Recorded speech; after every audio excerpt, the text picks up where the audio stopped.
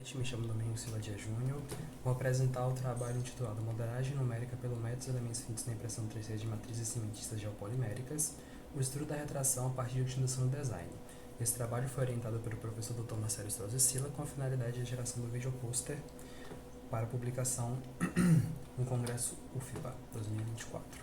O trabalho começa bebendo do poço da impressão 3D com uma técnica construtiva inovadora pela possibilidade de criação de novos designs, assim como pela otimização de recursos em meio de gestão de obras e pela viabilidade de materiais para atender as necessidades dessa técnica.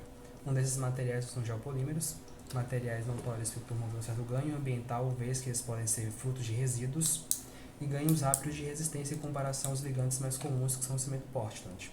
Todavia, sempre que a gente fala da inserção de novo material, faz necessário o estudo de propriedades intrínsecas desse material, no âmbito da reologia, ou seja, propriedades materiais em estado fresco, da retração, que é o principal foco desse trabalho, a inserção da retração na modelagem numérica de artefatos.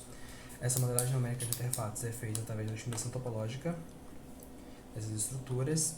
Dito isso, o formal objetivo desse trabalho, o estudo, é avaliar a inserção da impressão 3D associada às propriedades intrínsecas dos geopolímeros no método de otimização topológica por meio de redes neurais artificiais.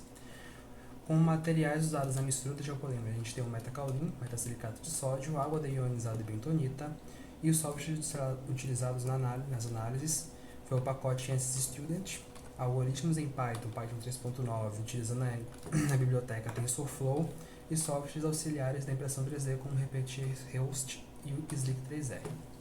A caracterização dos materiais. A caracterização física foi feita através da área superficial específica pelo método PET e pela densidade real pela piconometria gás-hélio. A caracterização química foi feita através da técnica de fluorescência de raio-x, FRX, e a caracterização mineralógica foi feita através da difração de raio-x, DRX, e tudo isso foi feito com a finalidade de obter a dosagem utilizada no geopolímero, a proporção entre cada coisa. A caracterização estrutural da pesquisa, que é o principal escopo, envolve a caracterização mecânica do material realizada na fase 1, a quantificação do fenômeno da retração e, com base nesses dois resultados, a otimização topológica das diversas estruturas para gerar um banco de dados válido para ser inserido nos algoritmos com redes neurais para análise das estruturas, levando em consideração essa nova variável, a retração, denominada variável zeta, com e sem anisotropia, ou seja, pensando também na impressão 3D e na anisotropia que essa impressão, que essa técnica vai gerar na estrutura. A fase 1 foi feita através da técnica de excitação por impulso, tração na flexão de 3 pontos e a compressão axial para determinação das resistências e das propriedades mecânicas. Fase 2 foi um ensaio de retração previsto em norma. A fase 3 foi pego todos os resultados anteriores e feito a otimização das estruturas, pelo método de elementos finitos, sem levar em consideração essa variável zeta, ou seja, a gente fez inicialmente para gerar um banco de dados e depois a gente pega tudo que a gente fez e coloca a variável zeta, ou seja, a gente está declarando que existe uma variável zeta. A arquitetura das redes neurais foi determinada assim, uma rede neural suficientemente robusta, porque a gente tem hoje em dia. Todas as funções de ativação foram a função ReLU, o otimizador ADA e a medição de performance feita pela média dos erros quadráticos. Os inputs que a gente usou na rede neural foi a base vetorial da geometria, o volume normatizado, a inércia normatizada, o comprimento longitudinal e a retração. Analisamos a rigidez normatizada das estruturas, ou seja, o que foi otimizado em relação à referência das estruturas analisadas, assim como a razão entre a energia distribuída no material otimizado, a discrepância relativa. Feito isso, foram feitos 20 modelos. Desses 20 modelos, obtemos 60 conjuntos de dados.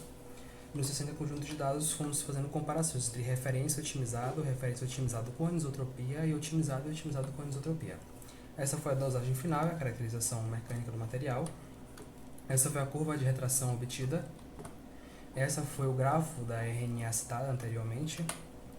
Essa foi a verificação como aquela RNA, aquela rede neural, se adapta ao próprio ensaio de retração. A gente vê que ela teve um bom fitting, apesar de não ser necessariamente projetada para tanto, é um fim sucintamente satisfatório esse, pela progressão dos coeficientes de correlação, o R.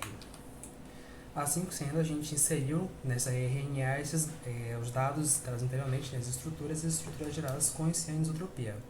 A análise dessas estruturas vai permitir que a gente acompanhe o desenvolvimento da variável zeta e a criação de um modelo que já leve em consideração a existência dela desde o início.